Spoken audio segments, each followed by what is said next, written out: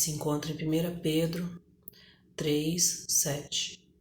Igualmente vós, maridos, coabitai com elas com entendimento, dando honra à mulher como vaso mais fraco, como sendo vós os seus cordeiros da graça da vida, para que não sejam impedidas as vossas orações. Amém?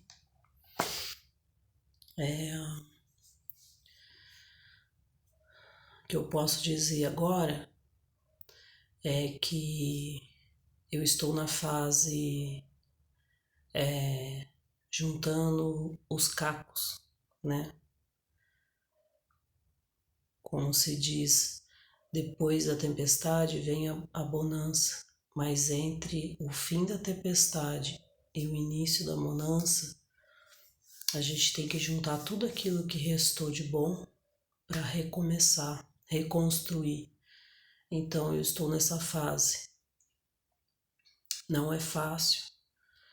Eu ainda tenho medo, eu ainda não durmo direito, eu fico preocupada, com medo da pessoa fazer algo, né? Graças a Deus tudo está calmo, né? Mas a gente fica com traumas. Eu ando pelas ruas, eu fico olhando para trás, com medo de estar sendo perseguida. Para entrar e sair de casa tenho grande dificuldade, né? Eu tenho que abrir o portão, olhar para ver se não tem ninguém. E isso são coisas que a gente não imagina que a gente vai passar, né? Porque quando termina a gente acha que vai ficar tudo bem, que a gente vai ficar tranquilo, mas não é bem assim, né? Estou procurando ver se eu consigo algum tipo de acompanhamento psicológico, alguma coisa, e com certeza, né? Me apegando cada vez mais à palavra do Senhor, cada vez mais estar na presença do Senhor, vendo algumas coisas de uma maneira diferente, mas nunca atribuindo tudo o que aconteceu a Deus, jamais. Isso seria imaturidade da minha parte. Então eu agradeço ao Senhor, agradeço porque Ele me libertou, Ele me livrou. Eu orei muitas vezes pedindo para que Deus me tirasse dessa situação, pois ninguém sabia o que eu estava passando, a gente não conta para ninguém. Quando a gente tenta contar para alguém ou começa a contar alguma coisa e a gente percebe que aquela pessoa às vezes não está acreditando, então você não conta até o fim. Ninguém sabia, ninguém sabia. Eu cheguei a fazer um chá das madrinhas, das minhas madrinhas, elas vieram em casa e já havia acontecido e eu não contei para ninguém. Porque você acha que tudo vai melhorar, você acha que aquilo vai passar, você acha que a pessoa vai mudar, você acha que as orações, né, que você faz, que Deus vai ouvir, vai transformar aquela pessoa. Deus muda e transforma sim, mas depende da pessoa, né? Não depende só de Deus. Deus transforma aquele que busca a transformação. E a gente tem que recomeçar. Foi um ano vivendo com uma pessoa constantemente, todos os dias, mesmo não estando morando junto, né? Porque, felizmente, né? Moramos perto, então ele estava sempre na minha casa, né? Passávamos quase todo dia junto.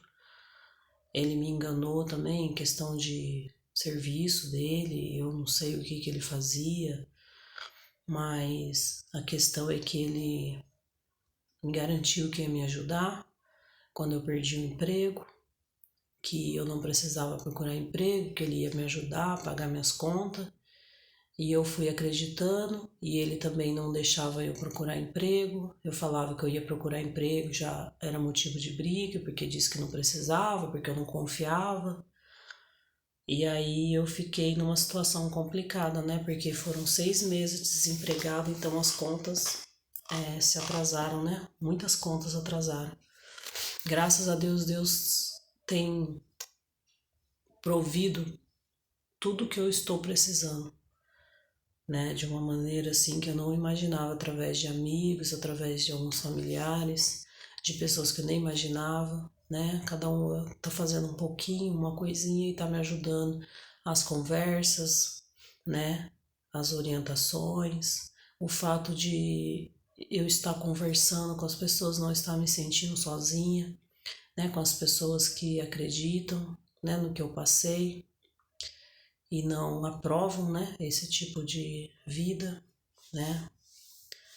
Foi muito difícil eu conseguir sair, eu tentei várias vezes, mas a pessoa ela é possessiva, né? Então ela sempre dava um jeito, manipulação, né? Fazer de conta que chegava no portão, fazer de conta que tava passando mal, aí ficava fazendo que tava caindo, a gente não sabe, aí ia lá abrir o portão, trazia os filhos para fazer chantagem emocional, para não deixar para fora.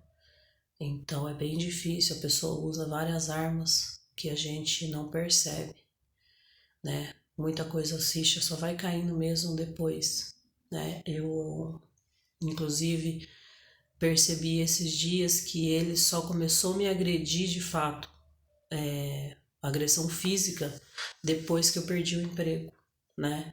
Antes era agressão verbal, humilhações, né? Xingamento, menosprezando a gente, né? O ciúme possessivo que não tinha limite, mas a agressão física só começou depois que eu perdi o emprego, porque aí a pessoa se sentiu dona, né? Com posse, né, da minha pessoa e eu fiquei, né, na mão dele, porque eu não tinha emprego, então, e também não tinha, né, como contar para ninguém, ele estava sempre em cima de mim, né, atrás de mim, não deixava eu conversar com ninguém, me afastou de amigos, não gostava de conversar com o vizinho, e aí eu estando fora do serviço não tinha como eu conversar com ninguém, né? Então ele se sentiu seguro e foi onde ele começou com as agressões físicas. E essas coisas vão acontecendo aos poucos, né? Num lugar que eu fui lá, que se chama Família Segura, que tem aqui na minha cidade, que cuida de mulheres que passam por esse tipo de situação, tem um violentômetro. E são as fases, né? Do início, vai subindo, é onde vai esquentando, e aí a última fase, infelizmente, para muitas de nós é a morte. Então, por isso eu digo que eu me sinto muito amada e cuidada pelo Senhor, porque Ele não permitiu, porque Ele poderia ter feito isso, né? Depois que eu já havia terminado, ele tentou fazer uma armadilha, pegar a chave da minha casa com a minha filha, contou uma história para ela, já falando que eu já estava 3 dias desaparecida e queria entrar na minha casa. Só que a minha filha ficou desesperada quando ele falou isso e ela que veio me ver. Porque se ela tivesse entregado a chave, ele ia entrar na minha casa e me pegar aqui sozinho. Isso já depois dele saber que eu já tinha feito o boletim de ocorrência, né?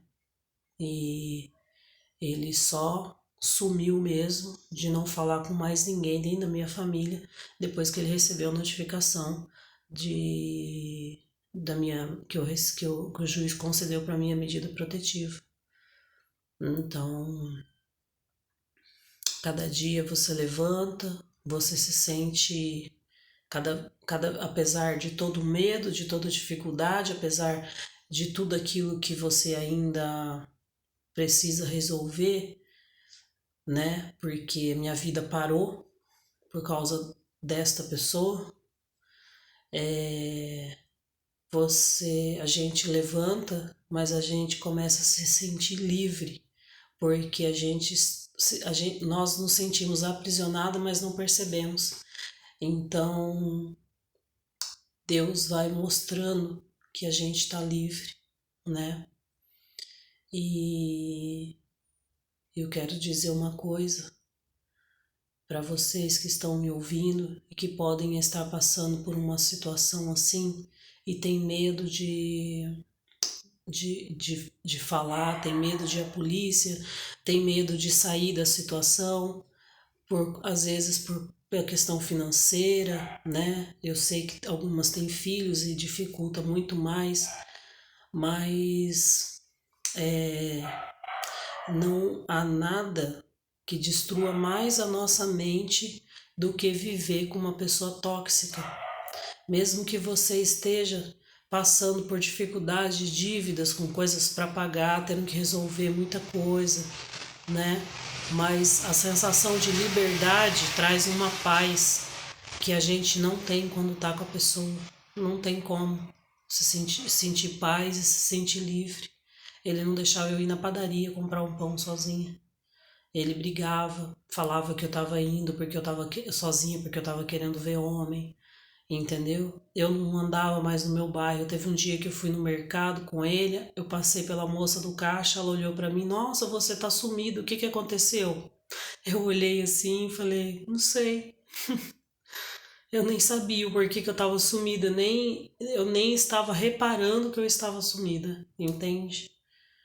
Então é algo assim, vai afundando a gente não percebe. Hoje eu consegui levantar com mais alegria, mexer nas coisas da minha casa. Eu pintei essa paisagem aqui, né? Vamos dizer, aqui na minha sala, porque eu gosto de pintar. Arrumei essas decorações. São coisas simples, mas que distraem a mente. Ontem eu fiz biscoitinho, entendeu? Coisas que eu não fazia mais porque você não tem vontade de fazer mais nada. E você fica o tempo todo, você tá tão dependente daquilo que você nem entende, você fica o tempo todo só esperando a pessoa vir, sabendo que a pessoa vem. E você não faz mais nada, você não pensa em mais nada. Você sabe que você não pode pensar em fazer nada porque a pessoa não vai deixar. Você não pode pensar em ir ali na praça tomar um sol porque a pessoa vai reclamar, vai xingar, vai te humilhar. Eu As pouquíssimas vezes que eu saí sozinha, a praça é do lado da minha casa praticamente. Eu ando 50 metros e eu tô na pracinha, que tem banquinho. E eu saía, quando eu falava para ele que eu estava na praça, ou quando ele vinha que eu falava, já era motivo de briga. Então tudo, você perde a vontade de tudo, você não quer fazer nada. Você não tem vontade de sair, você não tem vontade de se arrumar. Eu ainda saía, vamos dizer assim, de casa porque ele é um pastor, né? E aí eu acompanhava ele desde quando eu comecei a namorar, começamos a namorar, então ia para as igrejas. Não estou dizendo que é ruim, mas era o que eu fazia, era ir para as igrejas. Então eu não ia numa praça, eu não ia num parque, eu não ia andar, eu não fazia nada sozinha. Se eu falasse que eu precisava ir no centro, ele tinha que ir comigo, eu não poderia ir sozinha. Nada, nada, não deixava eu fazer nada sozinha.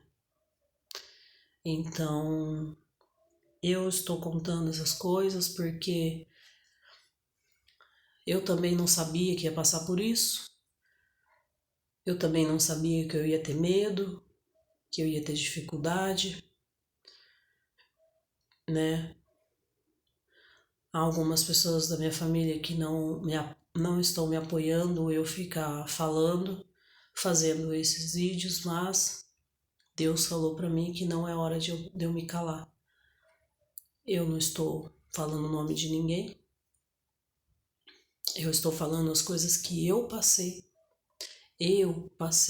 como mulher, como noiva de um homem que disse que ia cuidar de mim, que ia me proteger, que não ia me deixar faltar nada e ia ser aquele que eu ia formar minha família, mas ele me agredia, ele batia na minha cara, ele tentou me enforcar, ele tentou me matar, ele me empurrava, puxava o meu cabelo, ele gritava comigo, ele me dava cabeçada. Então, A pessoa vai te esmagando, te diminuindo.